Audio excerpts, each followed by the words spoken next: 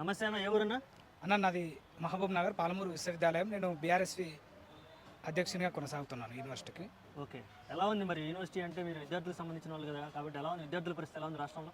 ఈరోజు రాష్ట్రంలో ఉన్నటువంటి విద్యార్థి లోకం పరిస్థితి ఎట్లా ఉందంటే, ఆ రోజు ఎన్నికల ముందు ఇప్పుడు సీఎంగా ఉన్నటువంటి రేవంత్ రెడ్డి అవాకులు చెవాకులు వేల్చి ఆ నిరుద్యోగుల ఓట్లను తన ఖాతాలో వేయించుకొని ఈరోజు వాళ్ళకు తెల్ల కాగితం చూపే పరిస్థితి ఉన్నదని చెప్తా ఉన్నాం. మరి ఆ రోజు ఎన్నికల ముందు రేవంత్ రెడ్డి అనేక డిక్లరేషన్లు ఉద్యోగాలను భర్తీ చేస్తానని చెప్పి ఈరోజు ఏమాత్రం ఉలుకు పలుకు లేకుండా తన పరిపాలనను కొనసాగించడాన్ని విద్యార్థి లోకం అంతా విస్మయంగా చూసే పరిస్థితి నెలకొన్నది. మరి రేవంత్ రెడ్డి, మీరు ఒక విషయాన్ని గుర్తుపెట్టుకోవాలి. ఈరోజు మీరు ఈ స్థానంలో అంటే సీఎం కుర్చీలో ఉన్నారంటే ప్రధాన కారణం విద్యార్థి లోకమే.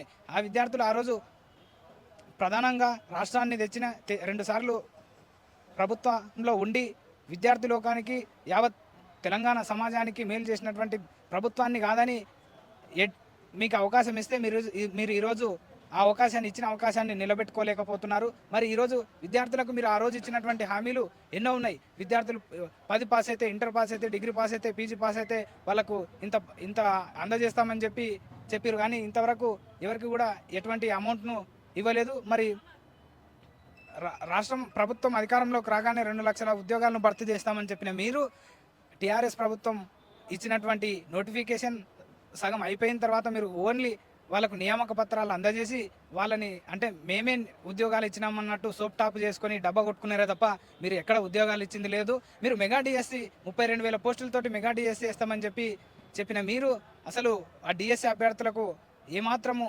పొంతనలేని ఖాళీలను చూపెట్టి వాళ్ళ జీవితాలతో చెలగాటం ఆడుతున్నారని చెప్పి నేను ప్రశ్నిస్తా ఉన్నాను. ఇప్పటికైనా రాష్ట్ర ప్రభుత్వం కళ్ళు తెరిచి విద్యార్థి లోకానికి ఇచ్చినటువంటి హామీలను, మరి నిరుద్యోగులకు ఇచ్చినటువంటి హామీలను వెంటనే నెరవేర్చాలని చెప్పి డిమాండ్ చేస్తా ఉన్నాను. గురుకుల పాఠశాలలో పరిస్థితి ఎలా ఉందన్న? బ్రహ్మాండంగా ఉందంటున్నారు కదా. అయితే గుడ్డెద్దు చేల్లో పడ్డట్టు ఈరోజు రేవంత్ రెడ్డి సర్కారు తన విద్యాశాఖ మంత్రిని తన దగ్గరే పెట్టుకొని రాష్ట్రంలో ఉన్నటువంటి విద్యా వ్యవస్థను గాడిలా తప్పించే పరిస్థితి ఈరోజు ప్రధాన కారణం రేవంత్ రెడ్డి. మరి ఈరోజు గురుకులాల బాటలో మేము ఆ రోజు అంటే గత నెలలో చేసినటువంటి గురుకుల బాటలో మేము అనేక విషయాలను గురుకులాలకు వెళ్ళి సందర్శించి తెలుసుకోవడం జరిగింది. ఏంటంటే గురుకుల పాఠశాలల్లో ఉన్నటువంటి మౌలిక వసతులు చూసి విద్యార్థులు అసలు అయ్యో రామచంద్ర అని చెప్పి సెలవులు పెట్టి మరి ఇళ్ళకి వెళ్తున్న పరిస్థితులను మేము చూసాం. చలికాలం వస్తే విద్యార్థులకు ఇవ్వాల్సినటువంటి దుప్పట్లు ఇవ్వకపోవడం, మరి వాళ్ళకు షూస్ ఇవ్వకపోవడం, మరి కార్డులు ఇవ్వకపోవడం లాంటి అనేక సమస్యలు, మరి అక్కడ వంట చేసే సిబ్బందికి నెల జీతాలు ఇవ్వకపోవడంతో వాళ్ళు విసుక్కుంటూ గునుక్కుంటూ విద్యార్థులకు వంట చేసి వండి పెడుతూ ఉన్నారు. మరి ఆ వంట చేసే క్రమంలో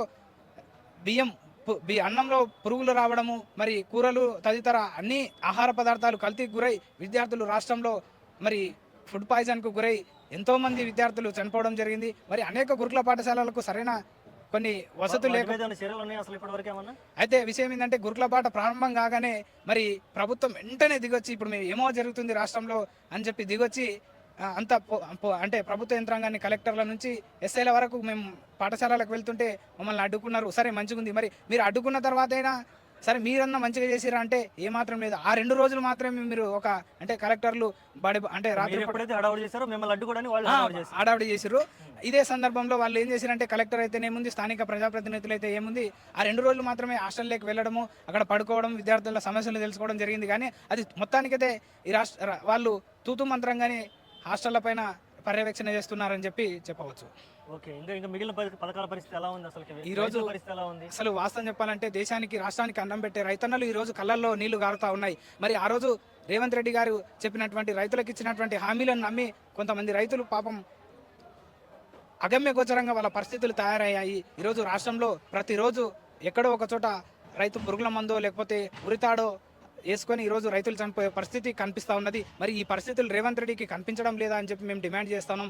అయ్యా రేవంత్ రెడ్డి, దేశానికి అన్నం పెట్టే, నీకు కూడా అన్నం పెట్టే ఆ రైతుకు సున్నం పెట్టడం ఏమాత్రం మంచి పద్ధతి కాదని చెప్పి మేము డిమాండ్ చేస్తూ ఉన్నాం. మీరు రైతులకు ఇచ్చినటువంటి హామీలను వెంటనే నెరవేర్చి నీ పాపాలను కడుక్కోవాలని చెప్పి డిమాండ్ చేస్తా ఉన్నాం. అయితే ఎట్లుంటదంటే పరిస్థితి ఇగో పక్కనుంది అనే సామెతలాగా రేవంత్ రెడ్డి పరిస్థితి ఎట్లా ఉందంటే రేపే వస్తుంది అంటే మురిపించే ముఖ్యమంత్రిని మొదటిసారిగా చూస్తున్నాం. అంటే రైతులకు రేపే అకౌంట్లో జమ చేస్తున్నాం, రేపే ఖాతాలో డబ్బులు వేస్తున్నామని మురిపించడం తప్ప వాళ్ళకు నిజంగా అంటే జమ చేయడం జరగడం లేదని చెప్పి నేను తెలుపుతా ఉన్నాను.